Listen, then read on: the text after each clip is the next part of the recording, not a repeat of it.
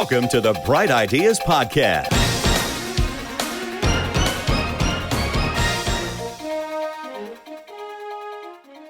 So you have outsourced the management of your brand to a company that basically runs the Amazon channel for you. Is that correct?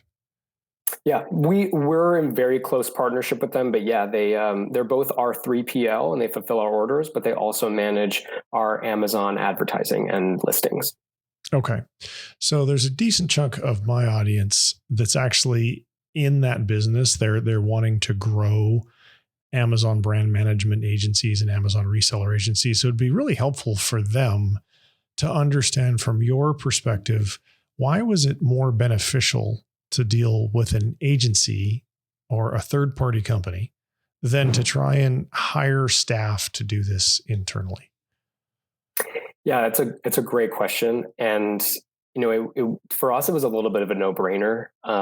Amazon is the, 500-pound gorilla in the room, I guess. You really, as an e-commerce brand, have to be on it to be successful. Even before I answer your question, I'll just say, even when we run advertising on other platforms outside of Amazon, we see an uptick in Amazon sales because of the halo effect of people going to Amazon first. So we knew we had to get Amazon right.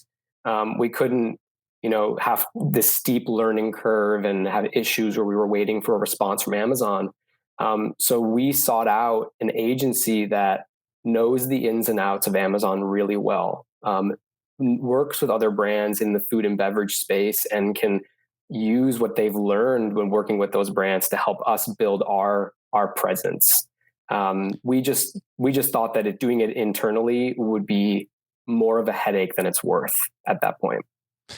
Okay, so I want to unpack a few of those things because there's some really good information in there. So you wanted a firm, two things that I heard. One, that knew the ins and outs of Amazon, and two, had expertise in your niche. So let's deal with those one at a time. How did you aside from them telling you, hey, we're really good with Amazon, how did you know that they were really good with Amazon? Or did you kind of have to just take their word for it in the beginning?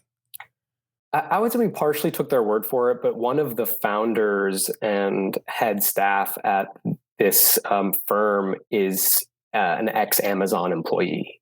And so they're kind of intimately know the workings of Amazon, their listings, their support, the operations, how fulfilled by Amazon versus seller fulfilled Prime versus fulfilled by merchant, how they kind of all work and the standards that Amazon expects.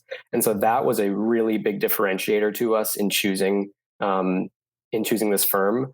We also knew another brand that was working with them, and their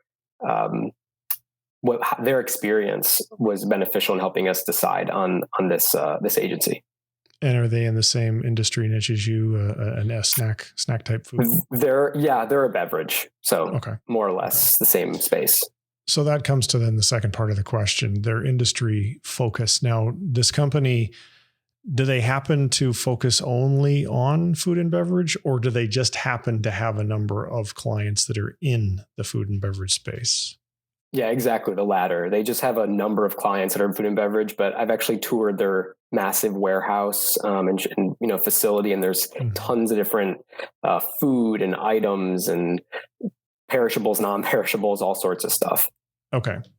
So from your perspective, if you had to pick a new agency, let's say this one ceased to exist, what would be the factors that you would place the most weight on when picking this new agency? Would it be in just focus on food and beverage, or would there be other things? Probably not. I don't think experience in food and beverage is the top priority. I think that's a plus. But ultimately their experience with Amazon and just the ins and, what they know about the ins and outs of how Amazon works, and coming at it from a analytical perspective. We have a lot of conversations with our current agency about how much inventory should go into Amazon, how much should stay at the warehouse, where should we allocate ad budget.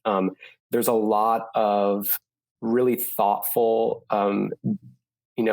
data-driven conversations and decisions that we're making with this agency. And that's sort of how our team operates. And we just kind of really vibed with them. So if I were to look for a new one, I would look for that same relationship that we have currently, just very communicative and very data driven. Okay. Makes a lot of sense because we're in the world of clicks and there's a lot of data to be had. Exactly.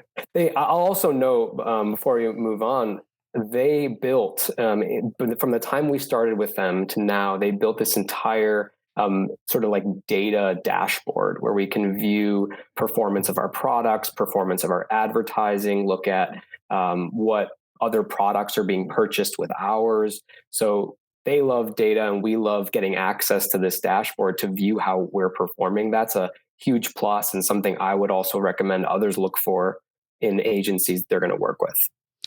Do you know if that dashboard is something that they built proprietary from scratch, or are they using an industry tool that they can share with you? So I think it's a little bit of both. They built it custom for themselves, but it's using some sort of provider platform on the back end, but it's all custom made for them. Okay. All right. Makes sense. Yeah.